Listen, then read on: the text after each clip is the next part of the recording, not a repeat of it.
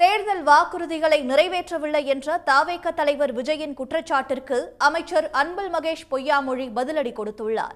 திருச்சியின் வளர்ச்சி திட்டங்களை விஜய் சரியாக பார்க்கவில்லை என்று அவர் கூறியுள்ளார்.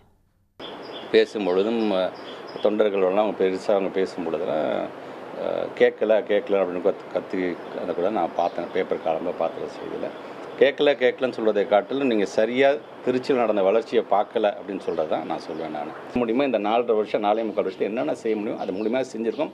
அதுக்காக எல்லாத்தையுமே செஞ்சுட்டோம் சொல்ல முடியும். இன்னும் அதிகம் செய்ய வேண்டும் என்று நாங்கள் ஆசைப்படுகின்றோம். அதனால் கண்டிப்பாக எங்களை பொறுத்த வரைக்கும் அனுபவம் வாய்ந்த ஒரு மூத்த அமைச்சர் இருக்கிறார். புதிய அமைச்சராக நான் இருந்தேன் என்று சொன்னால் அனுபவத்தை பெற்றவனாக இன்றைக்கி அவரோடு இணைந்து திருச்சி மாவட்டத்துடைய வளர்ச்சியில் முழுமையாக எங்களுடைய பங்கை நாங்கள் செலுத்தி கொண்டிருக்கின்றோம்.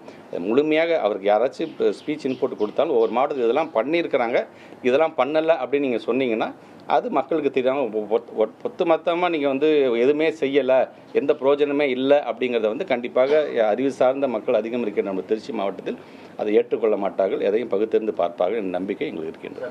ஸோ இவ்வளோ யங்ஸ்டர்ஸ் நான் கேதர் பண்ணிட்டேன். அப்போ இந்த யங்ஸ்டர்ஸ்க்கு நாட்டு நடப்பு நீங்கள் அரசியல் எதிரிகளை பற்றி பேசுங்க.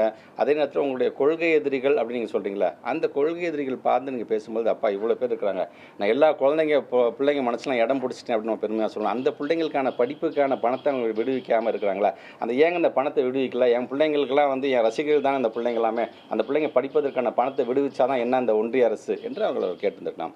எஸ்ஐஆரை பற்றி அவர் பேசியிருந்தாங்க. இப்படி நாட்டு நடப்பு சார்ந்து பல விஷயங்கள் இருக்குது.